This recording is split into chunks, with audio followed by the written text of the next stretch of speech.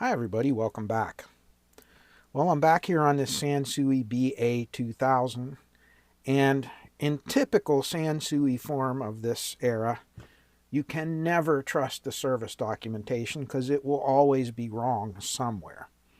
And it's just the thing, that was their method. They would bring something out on the market and then they would change it, as the production process went through, and they wouldn't always mark the changes on their schematics. Or they would have typos on the schematics and they wouldn't fix them. They just release it. So here's another example, and I'm not going to put this up on the computer or anything. I'll just show you. If you look here, if you remember from the last part, from the first part here, all of these little fusible resistors are bad. They're either high value or they're open. I don't trust any of them. Even the ones that kind of read okay were not, So anyway, if you look on the board, I'll show you here, if it'll focus. Come on, camera. You can see where it says R605, right here, this one. And very clearly, the color bands are yellow, purple, brown, which indicates 470 ohms. But if you look on the parts list that's in the service manual, R605 is listed as a 10 ohm resistor, and R621 and 22 are listed as 470 ohm resistors. And really, and those are, FR stands for fusible resistor. Those were a thing back then. You can still get them, but typically you can just use a small value metal film resistor. It should do the same thing. But again, I digress. Now, so if you just looked off of the parts list and you just ordered these from Mauser or DigiKey or whatever, you might have the correct components, but they just may be showing them being in the wrong position. It also could be that they changed it. So just be careful when you work on Sansui gear. A lot of the gear from this era is like that, but especially Sansui. I see this a lot. If you look on the actual schematic itself, and you look at R605, which is right here, they correctly list it as a 470 ohm resistor. I don't know if you can see that or not. You should be able to. So we just have to be careful when we replace this that we're using the correct components. I don't even know if I have suitable replacements for this. You can actually put, a half watt. These are quarter watt fusible resistors. You could put a quarter watt or even a half watt metal film resistor in there, but just understand that it may not act like a fuse, like it's intended to be. And the downside of that is, if something fails, you could have more damage than just these resistors. You could actually have a damaged transistor. But my personal opinion on that, from my experience, is that, what's my experience? Not a whole lot compared to some of you, but it really isn't a big deal, because usually if one of these transistors fails, it's because, or one of these resistors fails in a fusible manner, it's because something else has already shorted out anyway. So it's kind of a moot point. I don't know. Maybe it could save other components from being damaged as well down the line. There's definitely an argument for that. But the reason I'm taking the time to talk about this is that if you can't find a authentic fusible resistor replacement, I don't think it would be the end of the world. And I've replaced them with metal films myself and never had a problem. So that's probably what I'm going to do here. If I don't have something at least close to that, I may have to wait and order them on the next order. I don't know. But we'll see. I'll dig and see what I have. Okay, so here is what I found. I found some little quarter watt metal films, and I think those work just fine. So now let's start working on this whole section, because this is your regulated power supply. And I'm going to replace all the components in here. Not some of these, carbon resistors, carbon film, we'll leave those alone if they're good. But the semiconductors are going to go, and these 5 caps, they're cheap. I'll replace those. One other quick thing, I don't know if you can see this on the camera or not, but these things, they're just disintegrating. You can see the coating just falls off of them. And I think that's part of the problem, what goes wrong with these. I don't think they actually fail from heat or anything like that. I think they fail because they just disintegrate. It's just a bad, they were just faulty design. And that's why they drift. So again, though, I would not replace those with those exact make and manufacture for that very reason. Okay, so I have the power supply end of things done. So I've got a lot of work done here since the last clip. You can see I replaced the capacitors, just this side of everything, and I cleaned up the fuse holders and the fuses and checked them all. I haven't done anything yet up here in the protect circuit or anything. And I've just connected it back up. Just enough to be able to see if we have our voltages now. You can see I had to get rid of those heat sinks. Here's the old ones. They were pretty terrible. You can see how bad they were. There was no bringing that back. And anyhow, I don't think this steel will do as good at carrying the heat away as those newer aluminum ones. They have some little ridges. I wouldn't call those fins, but I think they'll do fine. So what transistors did I use? Well, for these, I used the MJE15033 and MJE15032 to replace them. They're TO220s. They definitely have a lot more, they're rated a lot higher, and they're a good replacement. For the KS, or for the 2S, what were these? There was a 2SC1735, which was this one, and the 2SC850, or 2SA850. I don't know where that was. There's one, there it is, 2SA850. I used a KSA 916 for this, and a KSC 2383. They are 1 watt transistors. These are 0.8 watt or 800 milliwatt transistors. They're actually they exceed in every in every category. They exceed these a little bit, but characteristic wise and gain and everything, they're perfect for this here. And then for the, again, it's marked wrong on here. Some of these transistors are not even listed in the parts list in the service manual. The earlier run of these, let's see if I can show you, had these, you can see where it's a KS, we're a 2SC, 2SA726. You see how they say that in there? 2SA726 for TR616. I actually used, they actually had replaced them with a 2SA750, a 750, not an 850. 850 is like TR603 and those ones. And what I replaced those with, of course, was a KSA 992. And then for these other ones, these other 2S, what were they, 2SCs or something like that, I replaced them with a KSC 1845. I think I'm sure there's got to be a forum somewhere or something where they give those same numbers, or at least some other suggested ones that are going to be very similar to that. But those are the ones I used. That's what I had in stock. Let's see how it all works. The capacitors have been replaced. I did find some suitable replacement little 1/4 watt metal film resistors for the 470 ohm. And on the parts list here in the service manual, where it says fusible resistor, R605 and 606, and 621 and 622, switch those, just flip those around. 621 and 622 are 10 ohms, and 605 and 606 are 470 ohms. Again, it's just a typo. And there's some resistors in here that aren't even listed at all.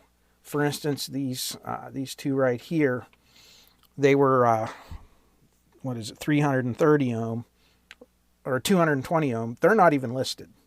For whatever reason, a couple of these resistors just don't exist. And I have a feeling this is the very first run of these that they did. And the one that I have here is a later run. So they made some changes. And this is a Sansui thing. They do this all the time. They'll release the original service manual and everything, and then they'll make all these changes during the production run of these things and not document it with the service documents. Drives you nuts, but it's how they do it. Anyway, if you recall, we weren't getting any voltage on the red or the blue wire to ground. And these are supposed to be, 50 some volts. I think it said 57, plus and minus 57 volts. So, and remember, we found these open resistors, which probably was the main problem. I did test the transistors, and they at least statically checked out with the meter.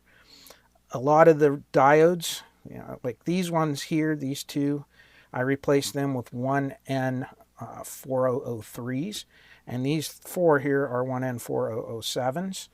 And the reason I did the 4003s on these is they seem to match up with those. These are 1R1008. These are strange, and I couldn't cross them over to anything. But they still are good other than being really tarnished. And when I tested the characteristics of them on the meter and everything, they tracked, current versus forward voltage drop. They tracked almost perfect with these 1N4003s. So those work good for that.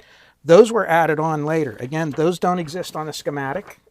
That was a later addition. And where those are put is, you see this transistor right here. They have a backwards bias. In other words, the arrow is pointing up this way. Where I have this blue pen mark. I was trying to draw it in there, but it's so tiny I couldn't get it in there. You can see it goes from the emitter to the base, and it's backwards biased. I don't know what they're using that for, just probably to limit so you can't have any reverse voltage, reverse bias from the emitter to the base. Remember, if you reverse bias an emitter to a base, you'll get white noise out of here. It turns into a noise generator. And so this probably prevents that from happening, because they found some situations where that was happening and it was introducing noise into the power supply or something. I don't know. I'm guessing on this. But whatever the reason, they were in there. That's on this side and on the other, for the positive and the negative. And that's what these are. Again, they're not in the schematic. You won't find it anywhere in there, so they don't even show the part number or anything. Anyway, the capacitors mostly tested good ESR-wise. I just spot checked them, but I replaced them. Everything was so crusty and dirty and tarnished. You never know how long things are going to hold out when you actually start using them. I did keep these little bias diodes in here. They seem to be fine. I'm not going to play with them unless they give me trouble. Anyway, let's give it our first try. I'm going to connect this up. And let's see if we can clip onto a ground somewhere here. Right there. That looks like ground. And let's put the meter up. Isn't this exciting?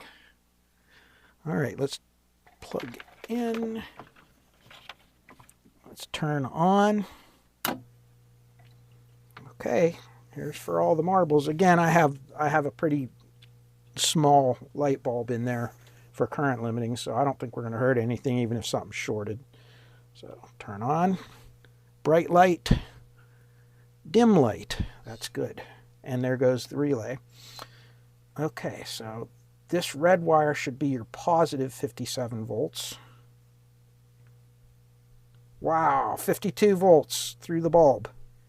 That's what we want to see, because remember, we were only getting like 1.5 volts before. Okay, let's see if we can get on this blue wire as I hit the camera without shorting anything. Minus 54 volts. Our power supply is fixed. Awesome. Totally awesome. And our current limiting bulb is very, very dim. See it? So I think we're going to be okay. I think we can hook this back up. Now, before I go any further, I think I am going to finish restoring the protect circuit because I have it out of here and it's such a pain in the butt to take this out and put it in. So I'm going to go through and do the rest of it. I'm going to test all the resistors and diodes and transistors, replace the transistors, clean or replace the relays depending on what they look like. I think I have some suitable replacements if I need to do so. This is a soft start circuit, I'm pretty sure.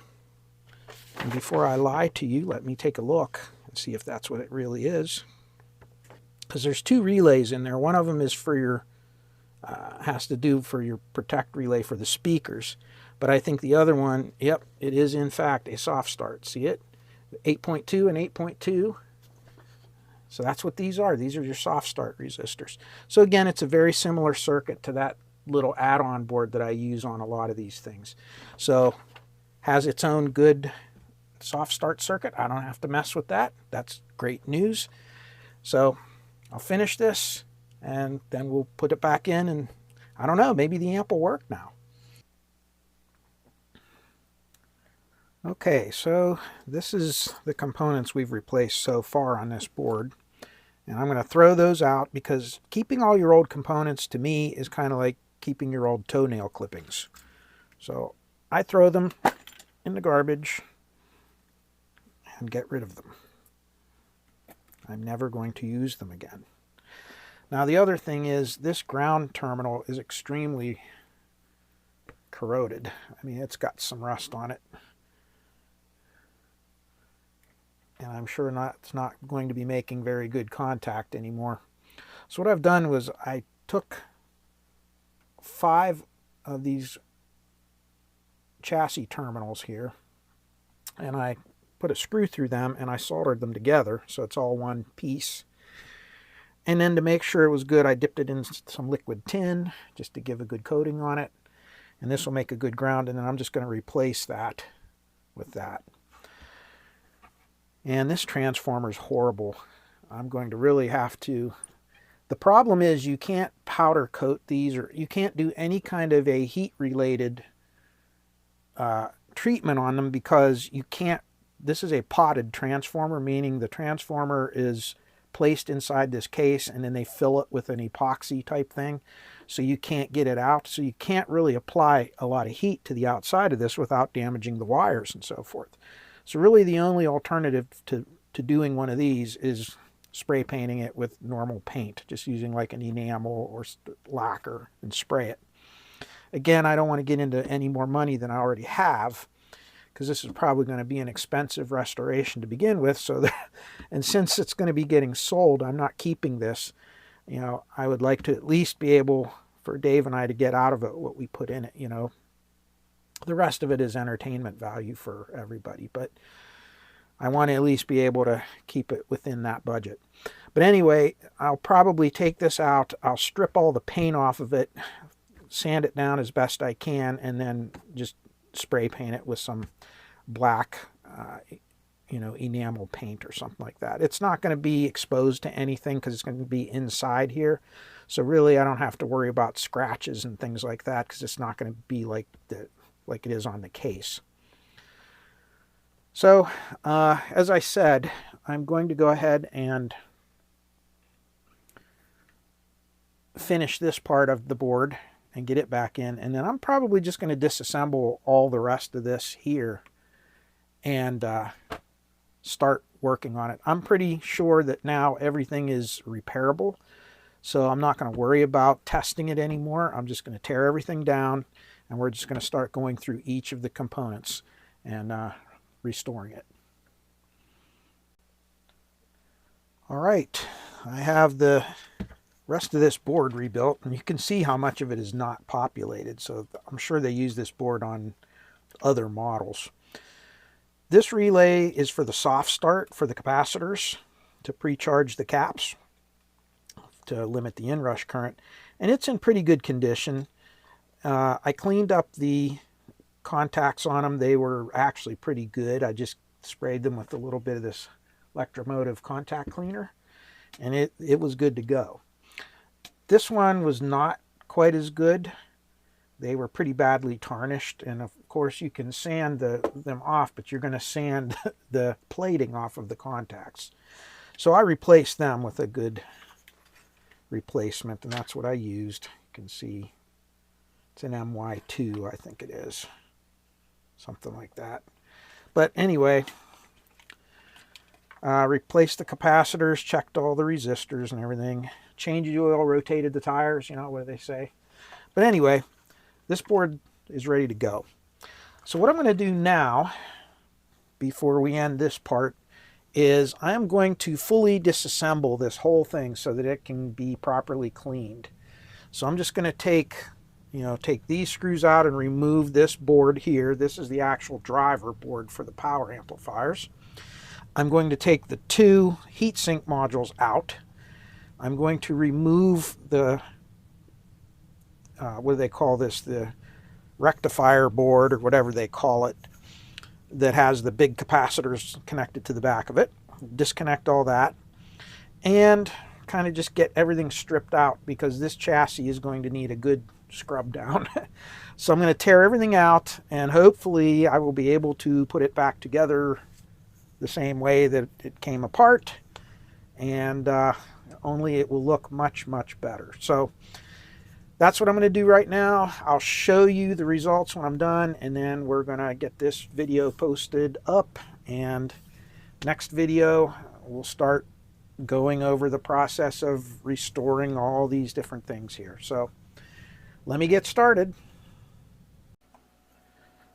Okay, here it is in all its grossness, and it is going to go outside and have a meeting with the garden hose. I'm going to spray this all down. The nasty chassis is down below, and you can kind of, well, it's kind of in the way here. I'll show it to you after it's done, but it's full of crud also.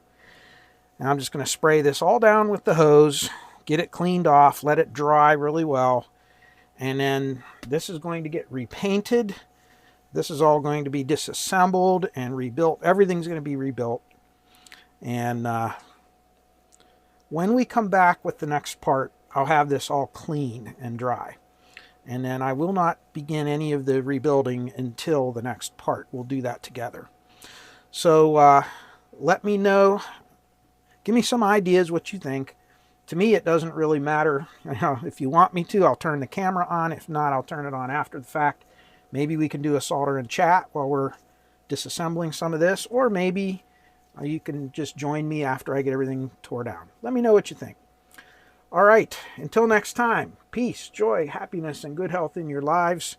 And, well, hopefully this will look a little bit cleaner when we get to the next part. Stay well, everybody.